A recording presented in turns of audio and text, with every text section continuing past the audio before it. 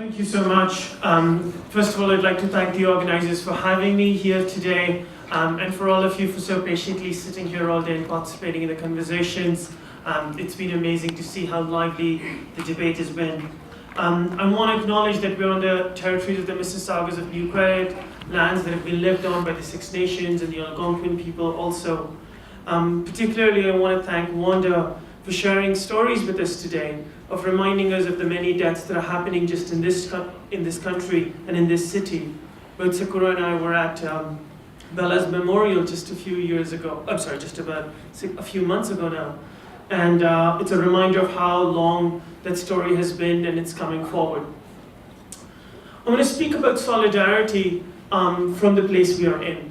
I want to understand and question and pose some questions to us that we can reflect on together on what it means to be in solidarity in Canada and from Canada.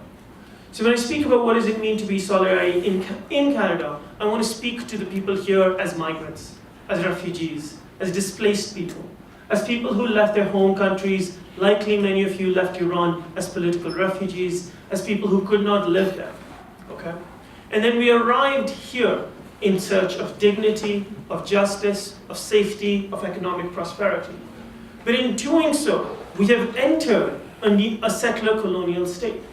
In doing so, our everyday reality, every step we take, every breath we take, when we turn on the lights, every one of our actions, every one of our integrations, any access to benefits, to services, to the things we enjoy, to the things we provide to our children, come at the cost of indigenous communities here. They come as a result of the residential school system. They come as a result of the theft of resources. They come at the cost of pipelines that are cutting through the west. They come at the cost of fracking that is happening in the east. They come at the cost of indigenous women who are disappearing from streets and reservations and towns and communities. They come at the cost of children, indigenous children, where, as Wanda reminded us, there was a generation that was stolen and put away in residential schools. There was another generation that was stolen in the 60s school. And now there's a generation that's being stolen away by CAS, okay? And those generations are entering from this, from state care into a prison pipeline. And so when we arrive here and when we live here, it is not possible for us to turn on the lights without talking about hydro dams and mining.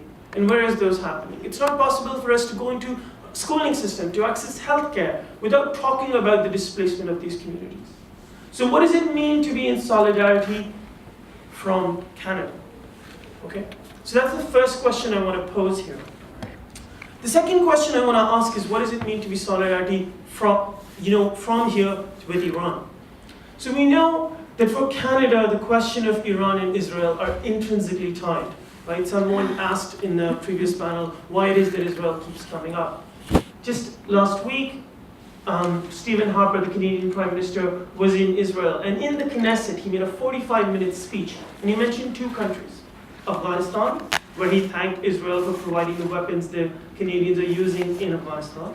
And Iran, okay? And he talked in detail about the Canadian position, the Canadian closure of its embassy in Iran, Canada's continued embargo. Currently, there is a 100% ban on imports and exports. I mean, not 100%, there's, I think 84 exceptions, very small ones, to Iran.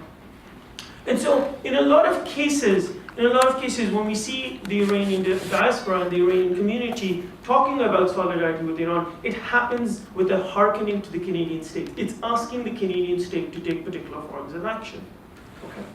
So we talk about, obviously, neoliberal policies. We talk about support in terms of the embargo that's happening, and that's the embassies. But there's another there was another piece I want to add to this conversation. And that's the role of deportations. Over the last 2.5 years, just in the last 2.5 years, there have been 21 public cases of Iranians facing deportation, okay? These are public cases, so they made the newspaper, there were rallies about it, there were press conferences about it, and all 21 of those deportations were stopped, okay? Now, as refugee rights and migrant rights activists, that is unheard of, okay? That's almost impossible. That is an incredibly huge number, right? Because on average, just from the city of Toronto, there are 40 deportations alone.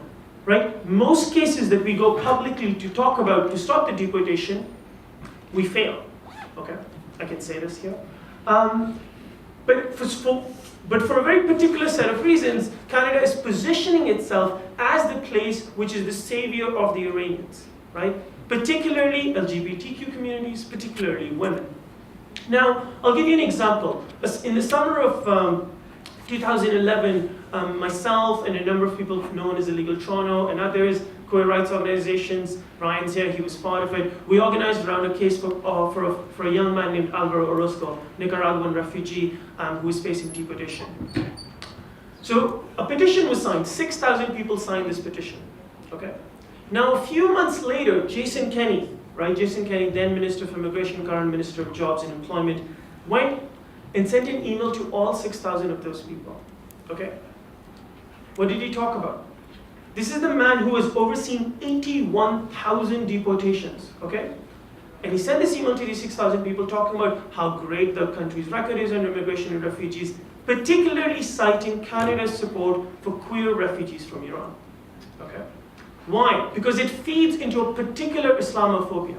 It feeds into a particular role that is seen of Iran and other countries in the Middle East as part of this, grand project that's anti-people, frankly, right? And it allows for the warmongering, the threats, the continuous attacks, the continuous buildup within Canada currently against Iran, yes, and against Muslim communities here.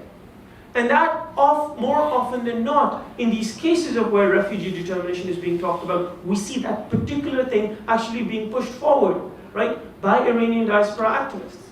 Talking about Canada as this amazing place without any problems, and framing Iran as this absolutely homophobic, racist, sexist, place. Now, so this is the question I want to pose for us, because how do we speak about opposition to the state of the Islamic Republic of Iran, right? Without feeding into Islamophobia here, without allowing for warmongering across the Middle East, right? Right now we're seeing dozens and dozens of Muslim families in Canada either being picked up and deported, picked up and locked away under special provisions called the Section 86 of the Immigration Act. Most people don't even know about this. It's a case that allows the government to throw out people through a series of measures, right? Including denying people work permits, including showing up at their homes, including direct harassment, including sharing information with foreign intelligence agencies, particularly your family members back home, right? So Canada is extremely involved in these particular processes, right? And that's allowed because this wave of Islamophobia is building. And it's building on a particular back of a logic that we are creating, right? So how do we go forward? How do we speak about being in Canada and acting in a way that's in solidarity with indigenous land defenders? How do we speak about Iran and talk about solidarity with the Iranian people, the workers, the LGBTQ communities, the women, the Kurds, the uprisings that are happening there, without immediately falling into this Canadian paradigm, right? The Canadian paradigm that says that this liberal, secular, humanist place is great, that when we oppose the the Islamic Republic of Iran, we're actually mixing it up simultaneously with all Muslims. How do we step back from that? How do we step back? Because we're seeing that attack in our communities. And we need to build these relationships. So those are some questions that I'm hoping we can answer now or some other day. Thank you.